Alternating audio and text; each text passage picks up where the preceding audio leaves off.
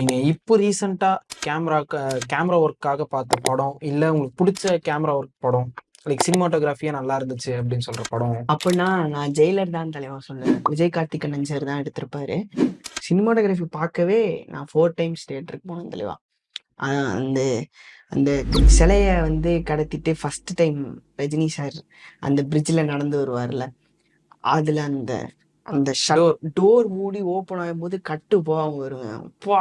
பயங்கரமான கட்டு. அது அதுக்கப்புறம் அந்த சிலை உடைக்கிற இடத்துல ரஜினி சார் என்டர் ஆகும்போது ஃபோர் கிரவுண்ட்ல அந்த இதை வச்சு அடிப்பாங்க. டக்குன்னு முன்னாடி அந்த ஒரு சின்னதா ஒரு கல்லு பார்ப்போம். அவர் வெளில வருவாரு. வெளில வரும்போது அவர் நடந்து வரும்போது ஒரு கூஸ் பம்ப்ஸ் இருக்கும் பாருங்க. பயங்கரம் தலைவா.